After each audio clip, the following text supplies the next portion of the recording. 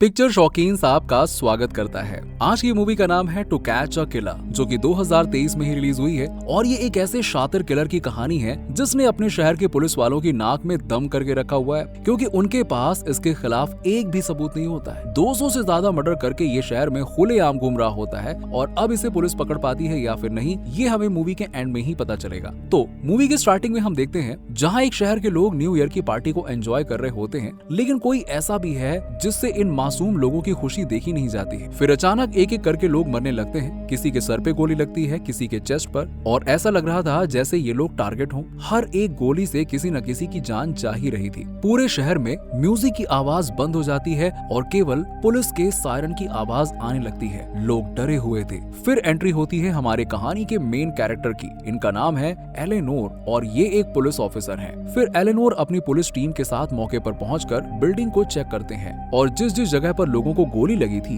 उसके opposite direction में ये एक लेजर लाइट से उस फ्लैट का पता लगा लेते हैं जहां से फायर किए गए थे। लेकिन जब तक ये वहां पे पहुंच पाते हैं, उस फ्लैट में भी एक धमाका हो जाता है, जिसकी वजह से वहां आग लग जाती है और सारे के सारे सबूत जलकर खाक में मिल जाते हैं। और इसी के साथ ही इनकी उम्मीदों पर भी पानी फिर जाता है। लेकिन तब भी एलेनोर जल्दी से उस फ्लैट तक जाने की कोशिश करती है। उस बिल्डिंग से लोग बाहर भाग रहे थे, तो एलेनोर अपने साथी को बोलती है कि तुम इन लोगों का वीडियो बनाओ, क्या पता इसी वीडियो में हम उस खूनी को पकड़ सके। और ऐसा बोलकर वो बिल्डिंग में जाने लगती है जहां चारों तरफ धुआं ही धुआं होता है। लेकिन फिर भी एलेनोर लिफ्ट बंद होने की वजह से सीढ़ियों से ही बिना मास्क पहने ऊपर जाने लगती है। और ऊपर जाने के बाद वो खुली हवा में सांस लेने लगती है, लेकिन ऑक्सीजन ना मिलने की वजह से वो बेहोश होने लगती है। लेकिन तभी वहाँ एक FBI ऑफिसर मैक उसको जल्दी से मास्क पहना देता है। और फिर वहाँ इन सब का सीनियर लैममार्क आ जाता है, और ये अपने काम को लेके बहुत ही सीरियस होता है। वो अपनी टीम में से एक आदमी को उस फ्लैट के टॉयलेट का सैंपल लेने के लिए बोलता है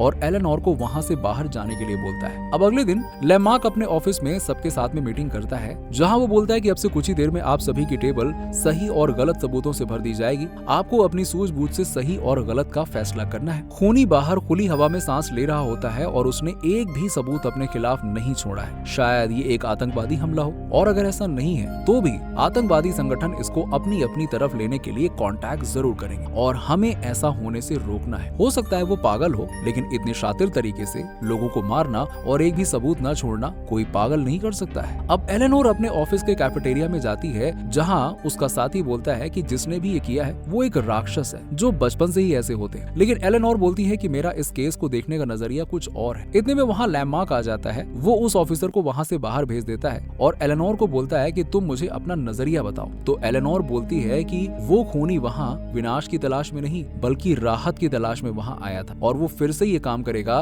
क्योंकि उसको ये काम करने से खुशी मिलती है। अगर उसे खुशी नहीं मिलती तो वो केवल 1 से 2 लोगों को ही मारता, लेकिन उसने यहाँ पे 49 लोगों को मारा है। मतलब ये सब करने में उसे मजा आता है। इस पर लैममार्क बोलता है कि उसने 60-70 लोगों को क्यों नहीं मारा, अगर खुशी मिलती तो और ज्यादा लोगों को मार सकता था। इस पर एलेनोर बोलती है कि जैसे हमारा खाना खाने के बाद पेट भर जाता है और भूख नहीं लगती है, वैसे ही उसका इतने खून करने के बाद में मन भर गया होगा, लेकिन हमें फिर से भूख जरूर लगती है और उसको भी लगेगी। और ऐसा सुनते ही लैममार्क एलेनोर से काफी इम्प्रेस हो जाता है। अब नेक्स्ट डे लैममार्क एलेनोर को एक रेस्टोरेंट में बुलाता है। एलेनोर वहाँ देखती है कि मैक वहाँ पहले से ही बैठा हुआ है, जो कि FBI में होता है। तो एलेनोर पूछती है कि क्या मैं FBI के लिए काम कर रही हूँ या फिर आपके। इस पर लैममार्क बोलता है कि मेरे ऊपर सीनियर्स का बहुत प्रेशर है, जिसकी वजह से मैं खुले में काम नहीं कर पा रहा हूँ, और तुम दोनों की काबिलियत में जानता हूँ और मुझे तुम दोनों पर पूरा भरोसा है। तो मैं चाहता हूँ कि तुम लोगों को इस केस से जुड़ी हुई कोई भी जानकारी मिले तो तुम लोग सबसे पहले मुझे बताना। अब ऑफिस में भी सभी लोग इसी केस को सॉल्व करने में लगे हुए थे,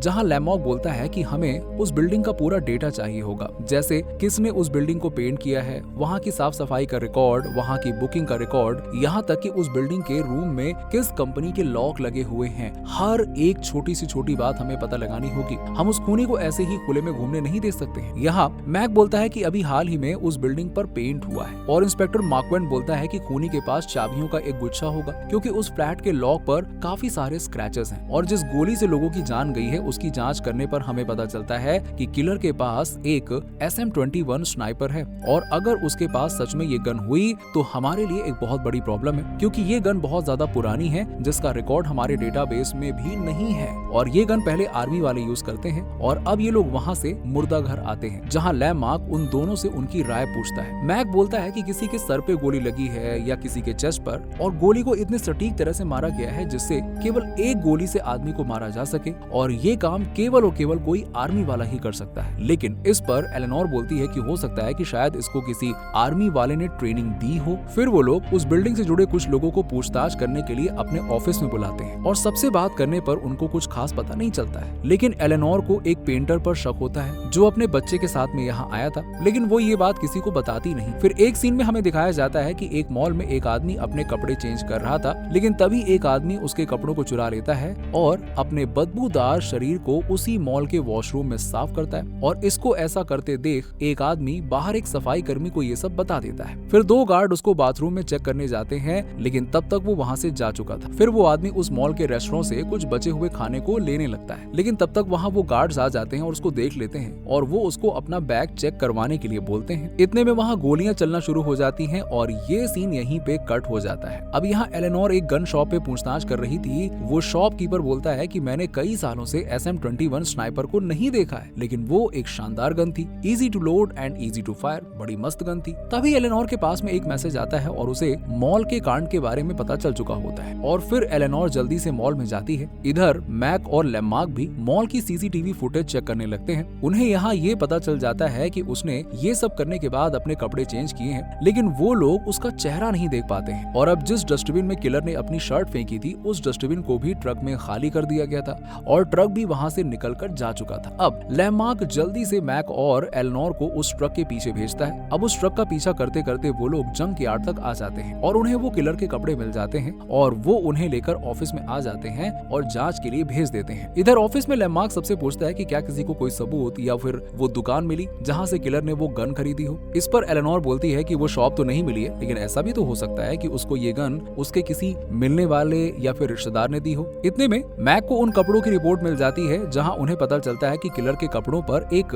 डैंड्रफ जैसी चीज मिली है, लेकिन वो कोई डैंड्रफ नहीं है। ये अक्सर उन लोगों को होती है जिनके सर पर कोई गहरी पुरानी चोट होती है। अब अगले दिन सीनियर्स की एक मीटिंग होती है जहाँ लेमार्क से इस केस की रिपोर्ट मांगी जाती है, लेकिन लेमार्क के पास में कोई जवाब ही नहीं होता है, तो उसको इस केस से निकाल दिया जाता है। अब लेमार्क मैक और एलेनोर के साथ में बहुत देर तक दारू पीता है और बोलता है कि उन्होंने मेरे 30 साल के करियर पर बिल्कुल ध्यान नहीं दिया, इस केस से जुड़ी मेरी पूरी मेहनत पर पानी फेर दिया। इससे एलेनोर को बहुत ही बुरा लगता है और वो अकेले ही अपने बिहाफ पर उस एक पेंटर के पास में जाती है जिस पर उसको मूवी के स्टार्टिंग में शक हुआ था। शुरू में वो थोड़ा हिचकिचाता है, लेकिन बाद में अपनी बीवी के कहने पर वो सब कुछ बता देता है। एलेनोर लेमार्क को भी वहाँ पे बुला लेती है। अब वो पेंटर बोलता है, अक्सर मैं एक से ज्यादा काम पकड़ लेता हूँ और ज्यादातर जगह पर देखरेख के लिए मालिक नहीं होते हैं, तो मैं अपने लड़कों को भेजकर वहाँ पे काम करवा देता हूँ और बाद में खुद चेक करता हूँ। फिर एक दिन मुझे काम करते करते डीन नाम का एक आदमी मिला जो नॉनवेज नहीं खाता था। उसने बोला कि पहले मैं बूचड़ खाने में काम करता था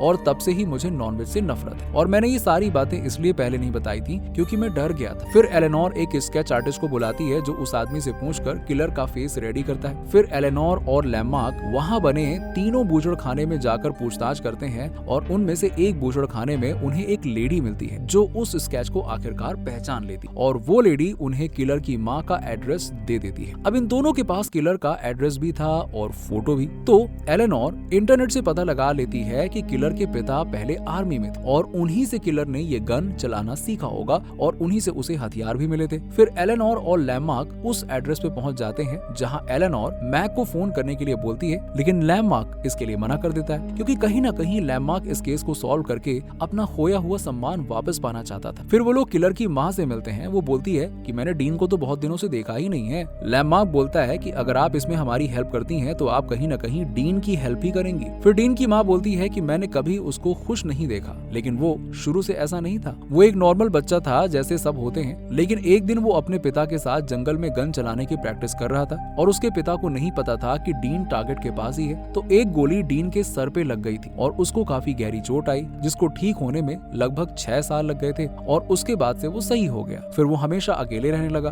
उसे जहाँ खाली मकान दिख जाता था वो वहाँ सो जाता, मांग कर खाना खा लेता। उसको ऊंची आवाज और तेज रोशनी से नफरत होने लगी और तभी एलेनोर की नजर बाहर सूख रही एक शर्ट पर पड़ती और बराबर में ही बने एक झोपड़ी पर पड़ती है जिसमें कोई था और तभी एक गोली आके लेमार्क को लगती है और जिससे उसकी मौके पर ही मौत हो जाती है। फिर डीन की माँ बोलती है कि हिलना मत वरना वो तुम्हें भी गोली मार देगा। फिर वो एलेनोर का फोन लेके डीन के पास जाती है और बोलती है कि प्लीज गोली मत चलाओ, वो लोग तुम्हारी हेल्प करने के लिए आए हैं। लेकिन डीन उनको भी गोली से उड़ा देता है। अब एलेनोर को भी बहुत डर लगने लगता है, जो कि उसके चेहरे से साफ देखा जा सकता है। और तभी डीन अपनी गन लेके एलेनोर के पास में आ जाता है और बोलता है कि तुम्हें क्या लगता है कि तुम ये झूठी कहानी लेके मेरे पास आओगी और मैं मान जाऊंगा कि तुम लोग मेरी हेल्प करने के लिए आए हो, जबकि मैंने 200 से ज्यादा मर्डर किए। लेकिन एलेनोर बोलती है कि तुम जो सोच रहे हो ऐसा नहीं है। अगर हम तुम्हें पकड़ने ही आते तो पूरी फोर्स के साथ आते, हमारे साथ और लोग भी होते। फिर डीन बोलता है कि मुझे वो लोग बिल्कुल पसंद नहीं है जो लोग मांस खाते हैं, पर्यावरण को नुकसान पहुंचाते हैं, क्योंकि नेचर ने ही हमको सब कुछ दिया है और ये लोग उसको ऐसे तबाह कर रहे हैं जैसे ये सब इनके बाप का हो। मुझे नफरत है इन लोगों से, लेकिन अब मैं ये सब भी करके थक गया हूँ। अब मैं चाहता हूँ कि मैं अपने आप को गोली मार लूं, लेकिन तुम मेरे लिए बस इतना कर सकती हो कि मेरी न्यूज मीडिया में नहीं आनी चाहिए और तुम मेरी बॉडी को इस घर के साथ जला दे। एलेनोर भी इसके लिए हाँ कर देती है और तभी वहाँ पुलिस फोर्स आ जाती है, जिससे डीन को गुस्सा आ जाता है और वो एलेनोर को बेहोश करके नीचे बेसमेंट में ले जाता है। फिर डीन 2 और पुलिस वालों को मार देता है और जब तक एलेनोर को भी होश आ जाता है, फिर एलेनोर उसको समझाती है कि अब पुलिस फोर्स आ चुकी है, अब तुम नहीं बच सकते हो। लेकिन डीन उसकी नहीं सुनता है और बॉम्ब लेके पुलिस को उड़ा देता है। इधर एलेनोर डीन के गले पर काट लेती है, लेकिन वो उसको कुछ नहीं कहता है और वहां से चले जाता है। अब एलेनोर भी जैसे तैसे करके अपने आप को खोल लेती है और जब तक मैग भी वहां पे आ जाता है और बोलता है कि तुमने हमें बताया क्यों नहीं था, लेकिन वो बोलती है कि लैंडमार्क ने मुझे मना किया हुआ था, जो कि अब मर चुका है। अब सारे पुलिस वाले डीन को ढूंढने के लिए उसके पीछे जाते हैं। अब डीन भी चलते चलते थक चुका था, तो वो एक बिल्डिंग के पीछे जाके बैठ जाता है और तभी पुलिस वाले उसको देख लेते हैं। डीन अपनी गन निकालता है, लेकिन तब तक सारे पुलिस वाले उसको गोलियों से उड़ा देते हैं और 200 से ज्यादा मर्डर करने वाला एक किलर कुत्ते की मौत मारा जाता है। और इसी के साथ ही होता है मूवी का द एंड। तो दोस्तों, आपको ये मूवी कैसी लगी नीचे हमें कमेंट सेक्शन में कमेंट करके जरूर बताइएगा। इसको लाइक और सोशल मीडिया पर शेयर करना मत भूलिएगा और साथ ही साथ नए हैं तो चैनल को सब्सक्राइब करके नोटिफिकेशन बेल को दबा दीजिएगा, ताकि ऐसी ही शानदार मूवी आपसे कभी भी मिस ना हो। Till then, take care and thanks for watching.